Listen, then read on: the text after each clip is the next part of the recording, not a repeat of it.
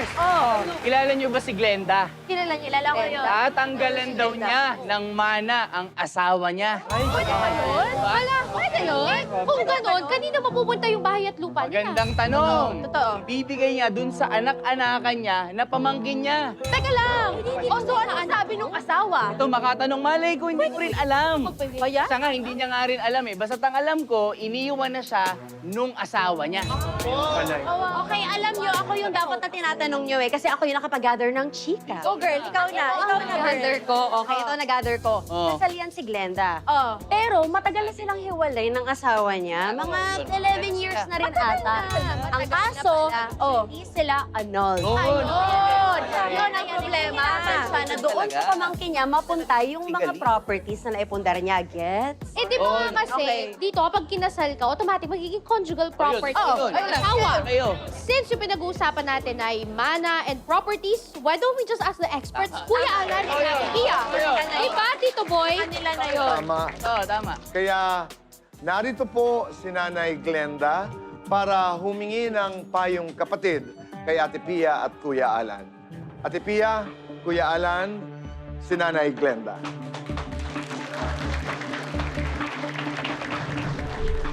Magandang gabi po, Ate Pia, Kuya Alan, and Tito Boy. Magandang gabi po sa inyong lahat.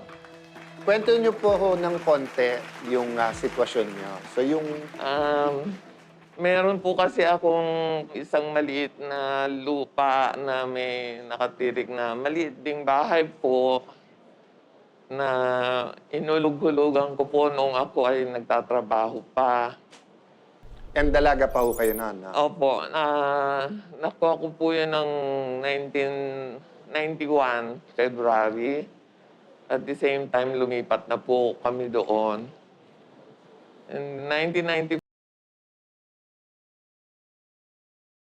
pero that is low-cost housing lang po yun.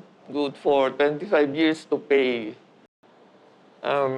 Hindi ko na po pinaabot ng 25 years kasi nung computing ko po, masyadong malaki because of the interest.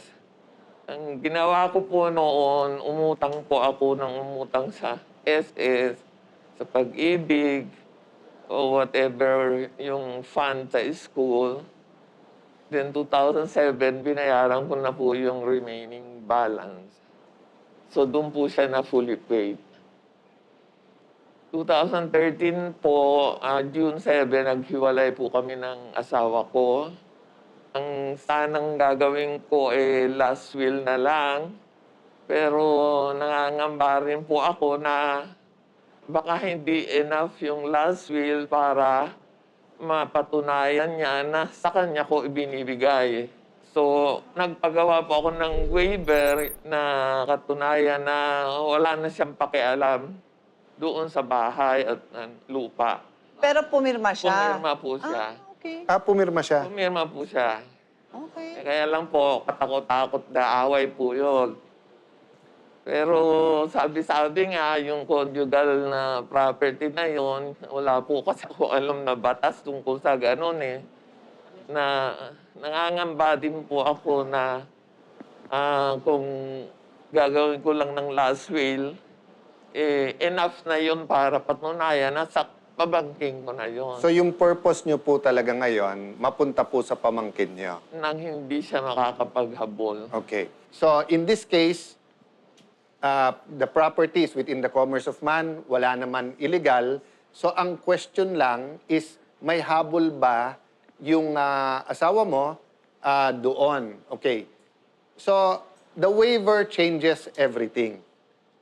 General principle is whatever property you have, you can enjoy it, meaning you can use it, enjoy the fruits, pwede mo ibenta, pwede mong ipalis, etc. Ang exception, pagkabawal sa batas, beyond the commerce of man, o kaya it's subject of an illegal contract. Now, pagka kayo ay kinasal, nung date na kinasal kayo, absolute yung regime, absolute property. So, ang ibig sabihin nun, yung sayo ay kanya, yung kanya ay sayo. So, ang problema natin, despite a waiver, ang sinasabi ng Supreme Court, kailangan may makialam ang korte para hatiin ang property. Ngayon, ito ang good news naman. Kung siya ang may kasalanan ng inyong paghiwalay at inabando na ka, pwede ka mag-file ng legal separation at pwede mong sabihin doon na dapat yung interest, yung net profit, no? Yung net profit ay mawala sa kanya. Ang bad news is, may kalahati, pag kinuntest niya, meron pa rin siyang kalahati nung price ng property nung kinasal kayo. Yeah. So basically, tama yung sinabi ko, Kuya Boy. Sinabi niya na, ikaw naman lahat nagpundar nun. Sinasabi niya na, wini-waive na niya yung karapatan niya. But you still have to get judicial authority to sell or to donate that property sa pamangkin mo ngayon. So meaning there might be people who'll tell you, Ibig niyo pong sabihin, yung property na yan, I mean, particularly yung house and lot po, may part siya doon na para mapunta sa akin, babayaran ko yung... no. So kung right now ho, at wala kayong sasabihin sa batas, and you pass away, he will get, at yung kalahati sa kanya, hindi niya mamanahin yon, sa kanya yon. The other half, mamanahin pa niya. Napaka-unfair naman talaga. But there is a remedy. There is a and that's remedy. annulment. No, I mean, before you go into that, when things happen in a bad way, then that's where you either file for legal separation or annulment. Kasi nga, you will now break the bonds. But when you stay married, and that's always something I explain, may repercussions yung marriage that you will live with for the rest of your life. Kasi marriage was meant to be forever, is meant to be forever. So you commit to that forever.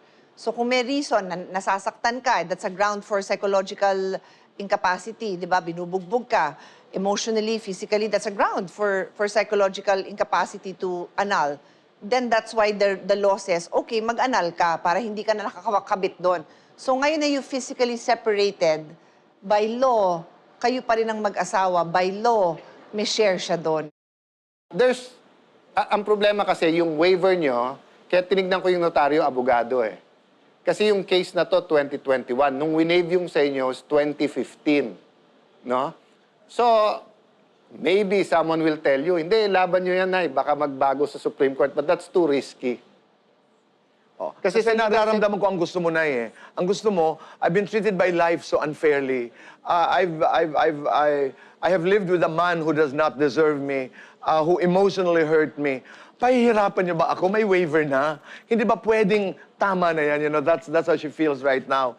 Ang sinasabi naman ni Kuya Alan at Ate Pia sa aking pagkakaunawa, we also have to take responsibility kasi we're laymen, we're not lawyers. Meron din tayong susundin na kaya nga ho, alam niyo kung bakit kayo pumunta dito at bakit alam niyo pwede magka-problema, inaway ho kayo, nagpapirma ho kayo ng waiver.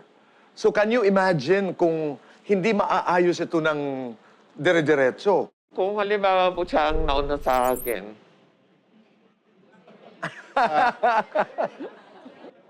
hindi, siya yung naunang namatay. Pag nauna siya sa inyo, then yung share niya, which is 1/2, mapupunta sa mga eredero nyo, which is kayo. Di ba? O, so, inyo na yung buo. Kaya mabuhay pa kayo ng matagal. Ngayon. Let me close na by just saying na tama yung investment strategy nyo. Tama din naman po na iniisip nyo yung mga mahal nyo sa buhay, yung ano, and tama na humingi kayo ng advice. So having said that, no, we'll continue giving you the advice with our lawyers, and then we'll give you the options. So, Nanay, maraming salamat. At hindi natatapos dito ang ating pag-uusap dahil meron tayong si Kuya Larry at ang ating mga abogado sa show na patuloy na makikipag-ugnayan po sa inyo hanggat malinaw ang kasagutan natin dito sa iyong inihihinging payong kapatid. Maraming salamat, Nanay Glenda. Yes or no, Ate Pia, Kuya Alan? Yan po ang ating matutunghayan sa pagbabalik ng...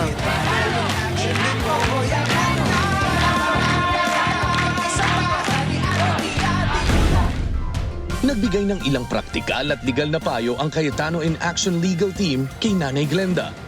Ang mga payong ito ay hindi maaaring talakayin dahil sa sensitibo ang mga hakbang na maaaring gawin. Nagbigay rin ng payo kay Nanay Glenda na ipahinga muna niya ang sarili para maging klaro ang kanyang pag-iisip sa kanyang maaaring gawin. Cayetano in Action with Boy Abunda would like to thank Ensaymada from La Luna Cafe. Come home to a delicious tradition. We're located at 103 ML Quezon Avenue, Hagonoy, Taguig. 7. Visit at B6, Bonifacio High Street, BGC, Taguig.